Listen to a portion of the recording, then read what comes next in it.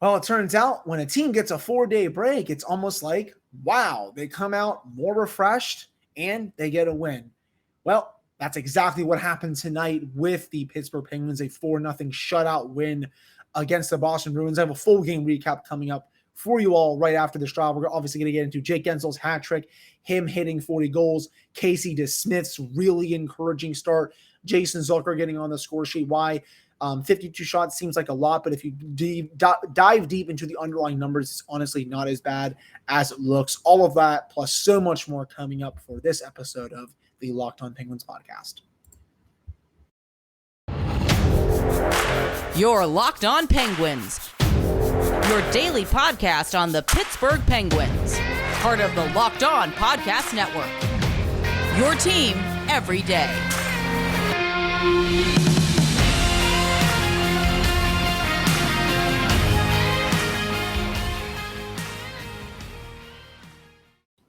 Hello, everyone, and welcome back to another episode of the Locked On Penguins podcast. I am your host, Hunter Hodes. Remember to follow me on Twitter at Hunter Hodes. Follow the show's Twitter at LO_Penguins. And, of course, thank you all so much for making this your first listen of the day. So the Pittsburgh Penguins, as I said in my intro, they shut out the Boston Bruins 4-0. They win the season series 2 out of 3. They get a split in this very almost this week-long home series. And the Penguins are now rightly in third place in Metropolitan Division. They have a 2-point lead on the Capitals, though technically it is 3. The Penguins have the tiebreaker, 41 regulation overtime wins. The Capitals have 38. They're probably not going to be tied after that, unless the Penguins, they lose a bunch of these games, and Washington basically just wins out with their final 5 games. The Penguins' schedule now is very favorable to, I think, clinch the number 3 spot in the Metro. They have obviously Philadelphia and Detroit this weekend, then Edmonton, and then Columbus. But, obviously I'm here to talk about the game tonight. Let's start with Jake Guentzel. Just what a player. He is worth every penny on the contract that he has. It's honestly crazy that he only makes $6 million a year. If he would have hit the open market right now, he would probably make close to 8. Definitely would be well over 7, maybe 7, definitely I think over 7.5. At least in my opinion. He's one of the 5 best pure goal scorers in the NHL. He is the first player in the Sid Gino era outside of those two to have multiple 40-plus goal seasons for the Penguins. So congratulations to him. He is such a special talent. What a find he was in the 3rd round.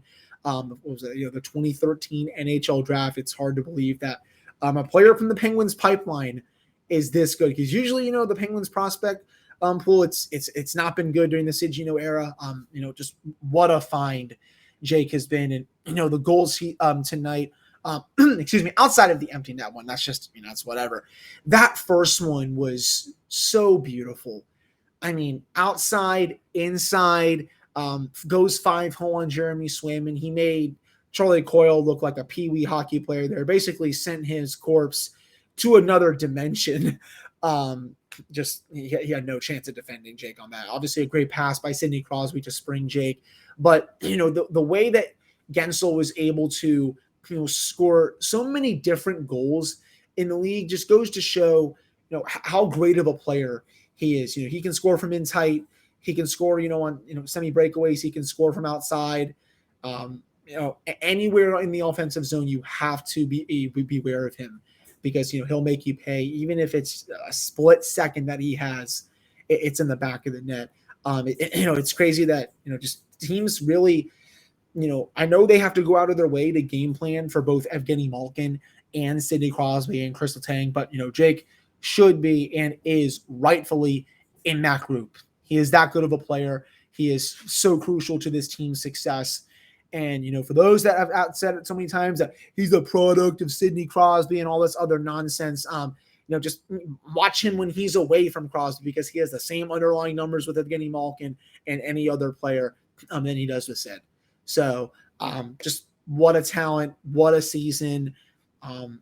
Hopefully he'll be able to score a couple of goals in the playoffs, so I don't have to hear these stupid takes that, well, he should be traded going into next season, and he's not as physical and blah blah blah blah blah. Some of these, remember, people had him being shipped out for Matthew Tkachuk of the Calgary Flames, which would have been stupid. I like Tkachuk as a player, but if you're trading Jake Guentzel to get him, you're losing that trade 100 out of 100 times, to say the least. So What a great game from him. I'm so happy that he's able to hit 40 goals again. He's honestly been robbed a couple of other seasons. Remember, he was going to hit 40. I believe this was he got injured on New Year's Eve. I believe that was the shortened season, 2019-20. Had about 20, I think I was there for that game, and I want to say he had about 23 goals at the time. He was on pace to go even close to 50, I think, and that's when he shattered his collarbone, was able to return to play, but was robbed of that. And then last year, the shortened season, he wasn't able to hit 40. If that's an 82-game season, he also probably hits 40 there. So the fact that he already has two 40-plus goal seasons in his career since 2017, and the fact that it could be a lot more, goes to show how great of a player he is. So shout out to him. Another great game for him, and in a time where the Penguins desperately needed him. They were coming off a 4-day break. They needed to show something in this game. They don't want to get rolled over by another really good team, and the Penguins, led by him tonight, did exactly that, and they show that they are still one of the really good teams in the NHL. And again, it was all led by Jake Guentzel. So shout out to him. He did a great job. And I also will, for this first segment, shout out Casey DeSmith. I tweeted this. For those that don't follow me on Twitter, I'll say it here too. If the Penguins can get this level of goaltending from Casey DeSmith in the playoffs, is a tall task because this is a 1-game sample size, and they're probably not going to face 50-plus shots in most playoff games. But if they do, or if they maybe face something similar, and DeSmith plays this good, they can win a playoff series or win playoff games until Tristan Jarry is ready to come back. I 100% believe that. He was locked in like hell tonight. That was the best start I think I've seen him have all season, on a night that, he needed to show the fan base that he can be the guy if needed for a few games, if not a series, because of course, Tristan has that broken bone in his foot. I mean, he's the number 1 goaltender when he's healthy, but you still need a reliable number 2 that can come in here and win games. And, he played very well tonight against a Bruins team that, they had 1-2 in a row coming into this. They just took down the St. Louis Blues 3-2 on Tuesday night to end their 9-game winning streak. Obviously, before they took down the Penguins in Boston. But, we got to see this consistency from him down the stretch. And, ever since that time in January where he was really bad, I have the stat here from Mike DeFabo. I'm looking at my MacBook right now. In Casey DeSmith's first 9 outings, .886 save percentage, 3.6 goals against average, was negative in goals saved above expected. Since then, in 14 starts, .922 save percentage, 2.25 goals against average, 2 shutouts in that span. He's also positive in goals saved above expected.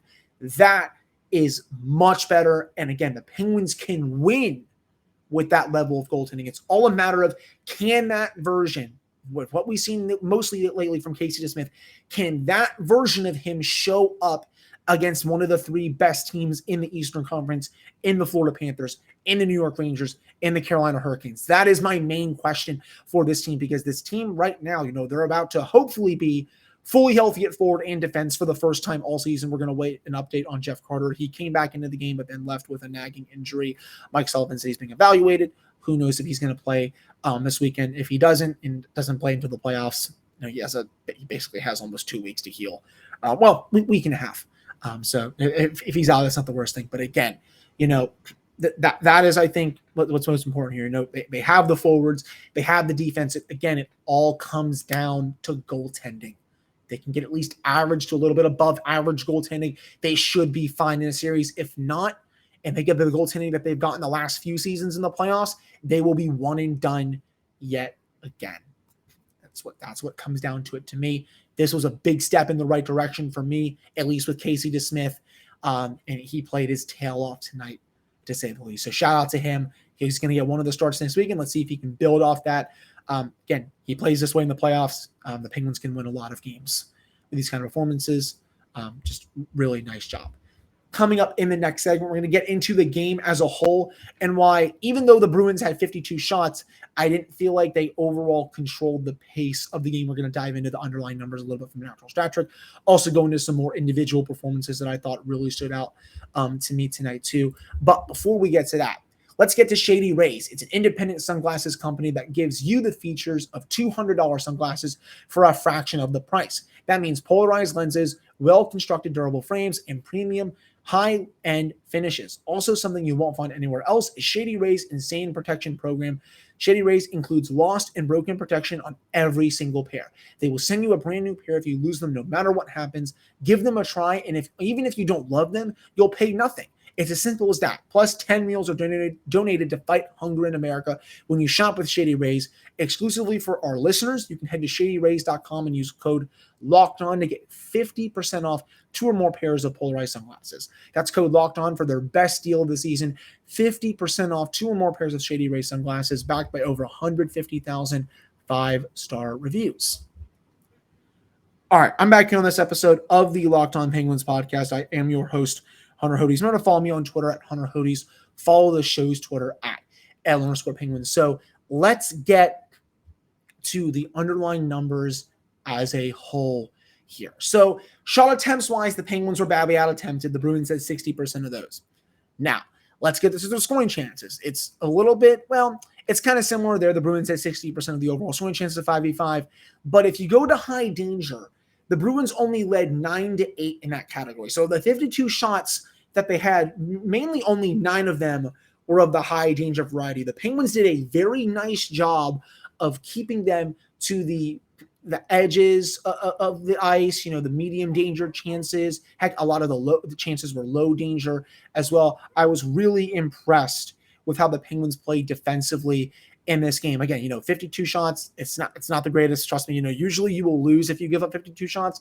But I thought overall when the Penguins were playing, defensively around Casey DeSmith, they gave him shots, to make the saves. And hopefully my dog is not going to whine here. Donnie, it's okay, buddy. You can go to bed while I'm recording here. I just took him out too, so I have no idea why this puppy of mine is whining. Go on, buddy. You have your bone in there. You got your food. It's okay. I'm going to keep that on the recording because he's puppies. They're something else. You go to the expected goals as well. The Bruins had 57% of the expected goals, but overall, in terms of 2.45 expected goals for. For 52 shots, that's not really that good, at least in my opinion. Penguins, they had 1.8 expected goals for. They were able to score 4. They were able to score 3. At value 5, All situations wise, the Bruins had 58% of the shot attempts for, 57% of the scoring chances, only led in high danger 12-11. They had 3 expected goals for. Penguins had 3 expected goals for all situations. So 50-50 with that, 50-50 with high danger.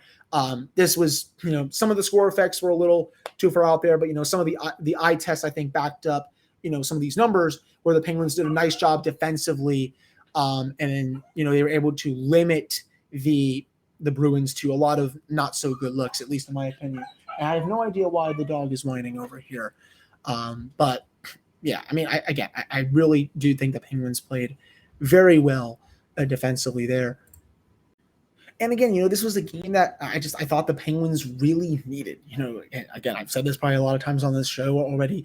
They had this 4-day break, 2 were off days, 2 practice days. They needed to come out and honestly just send a message that they are still one of the better teams in the league. And I thought they did that tonight by beating a Boston team that, I think can give other playoff teams problems. At least that's my opinion on how I see it. Other performances that I really like, Sidney Crosby, he was an animal on the ice. The power play, especially that one power play in the first period, they basically did everything except score on that. It was probably one of their best power plays of the year, and the fact that it didn't even have Evgeny Malkin is something else as well. The passes were crisp, just a lot of amazing shot blocks as well from Derek Ford. But I believe he had like 3 to 4 on Sidney Crosby, which is very rare when Sid gets a lot of his shots blocked. And I think Sid even gave him a stick tap after to say, hey man, those were nice. Maybe don't do those again. But, Swayman had to make some really nice saves on that power play. If the Penguins can continue to have power plays like that, it's not going to be long until the dam bursts. At least that's how I see it. So the special teams tonight, that definitely I think played a factor as well. Penalty kill, especially in the third period, the Penguins did a very nice job on the penalty kill to kill off those 2 consecutive Boston power plays. All right, Thonny, come on, bud. It's night time. And I had to pause the recording to take him out, goes to the bathroom, still whines in his crate. So I really have no idea what is going on here. Let me know if you all can hopefully you don't have to hear him whine while you are listening to this show. I'm just going to have, I guess, a little bit of fun with it. So overall, I thought defensively tonight, Brian Dumoulin, a bit of a better performance. I think, he especially, I think, needed some time off. Even though he's not going to be scratched, I don't think, here down the stretch. I needed to see something from him tonight, and I thought I did. He made some good decisions with the puck. I also got a couple of nice scoring chances. I want to see more from him in that regard moving forward. Chris Letang was one of the best players on the ice tonight. I still cannot believe that people can sit here and tell me or tell other people in the fan base and all that he is dog water in that crowd. I mean, the play that he had on Jake Guentzel's second goal to get the puck off the ice and then just do a nice little curl and drag cross ice pass to Jake Gensel. Just no chance for Jeremy Swayman on that one. And he just, again, Tanger made a lot of the Bruins defenders look really silly on that play. So just a really nice job, I thought, from Chris Letang. And I did want to shout out Rickard Rakell. He continues to look more and more comfortable on the top line with Sidney Crosby and Jake Gensel. Watch some of the plays that he's making with his stick. Just making some amazing passes defensively. He's also playing much better. He's getting some great chances on that. I mean, I liked the trade at the time. I didn't think I would like it this much. I mean, he is blowing my expectations away, to say the least. I am very happy with how Rickard Rakell is playing. And overall, again, this was just a great team win for the Penguins. Third place in the Metropolitan Division. They are not going to start on home ice. The Rangers and the Hurricanes have clinched the top 2 seeds, in the Metropolitan Division. So, it's all a matter of, at this point, with the final week, who are the Penguins going to play in the Stanley Cup playoffs. Coming up in the final segment, we're going to get to your listener takeaways before we have Friday's episode, which will be a full game preview for Detroit and Philadelphia. Before we get to that, though, betonline.net is your number one source for all your betting stats and sports info. Find all the latest sports developments, league reviews, and news, including this year's basketball playoffs and the start of the Major League Baseball season. BetOnline is your continued source for all of your sports wagering info, from live betting to playoffs, esports, and more. You can head to the website today or use your mobile device to learn more about the trends and action. That is BetOnline, where the game starts. All right, we're back here on this episode of the Locked On Penguins podcast. I am your host, Hunter Hodes. You want to follow me on Twitter at Hunter Hodes. Follow this show's Twitter at @Penguins. So we did get a couple post-game takeaways on the Locked On Penguins Twitter account. I'm going to read them for you all right here. Alan Teodor says, hats off to Casey DeSmith and Jake Guentzel. It's a good night to wear my 59 jersey to the game. I couldn't ask for a better game to bring my scout troop to. If the Penguins can do that more, I think they will do well. Yeah, I mean, you hit the nail on the head there, Alan. Casey DeSmith, easily his best start of the season. I think that's hopefully going to start to grow some more confidence within the fan base, hopefully me included as I cover the team. I still think I have some doubts if he can do this on a consistent basis, but this is a good step towards proving me wrong, to say the least. I really enjoyed his game tonight. Jackson Hollister says, I thought this was a perfect performance all around. Correct me if I'm wrong, but I think that was a full 60-minute effort. Honestly, Jackson, outside of a few moments in the second period, I would agree with that. I thought the Penguins, they passed the vibe check those first 5 minutes of the first period. They had their legs, to say the least. Again, they badly needed those 4 days off. Overall, even after the first 5 minutes, that opening 20 minutes was one of the best periods I've seen them play in probably a couple of weeks. In my opinion, the second period, the first 5-10 minutes looked like they were losing control of the game. Casey DeSmith had to come up with a couple of huge saves. Then Jason Zucker is able to get his 8th goal of the year. I can't believe I almost forgot about that goal until now. If he continues to play at this level, that's a big X factor for the playoffs. And he makes them just that much more dangerous. If of course the Penguins goaltending is at least average to a bit above average. But I do agree, Jackson. Even once that Zucker goal was scored. And then once Jake was able to make it 3-0, the Penguins they really took control of the game right after that. In the third period, the Bruins had a couple of surges, but the Penguins, again, did a really nice job of limiting the high danger chances so that Boston really couldn't have much. He goes, I know the Bruins got 52 shots, but none were great looks, and DeSmith saved every single one. DeSmith is looking good, and had to cap off another 40-goal season for Jake Guentzel. Yeah, you and Alan hit the nail on the head there. DeSmith, great. Jake Guentzel, another great performance. And yeah, this was, I think, a very complete game by the Penguins, even though they got outshot, they got out attempted. The Bruins had a couple of big surges, especially just to start the second period. They were outshooting the Penguins 10-1, but the Penguins didn't blink. They kind of channeled their inner 2017 there and, got the second goal, able to get the third goal. The game was basically over going in to the third period. I got another reaction here. SNZZZ says, don't sleep on Casey. Have a little hope in the guy. I know he started the season bad, but he has made up for it in the last few games he has started. And, I do agree with that. I want him to prove me wrong. I want him to prove the fan base wrong. I'm just, I'm nervous, just because the goaltending, I think, has really plagued the Penguins these last couple of years, to say the least. But, again, this was a big step in the right direction. Great win by Pittsburgh tonight. They're at 99 points. They'll be back in action on Saturday, 12:30 at Little Caesars Arena against the Detroit Red Wings. They will be without Dylan Larkin, their leading point producer. And, of course, the Penguins just blew out the Red Wings a few weeks ago. They beat them 11-2 back in Pittsburgh. This team, I know they're playing two really bad teams this weekend, but these teams are not going to roll over and die. They're going to try to play spoiler as much as they can. They're going to bring their A game. The Penguins are going to have to bring their A games as well. The Penguins will also welcome back Evgeny Malkin. He has served his 4-game suspension. I'm sure he will practice tomorrow, and he will be in the lineup on Saturday and for these final 4 games, assuming, knock on wood here, that there is no injury for Evgeny Malkin. Jeff Carter's status, I'll update you all when I get one, but he still looks like he's nursing a lower body injury. No update from Mike Sullivan. So that'll do it for this episode of the Locked On Penguins podcast. Thank you all so much for listening. I'll be back with another episode on Friday to preview both of these weekend games for the Penguins and a couple of other things as well. So again, thank you all so much for listening, and I will talk to you all on Friday.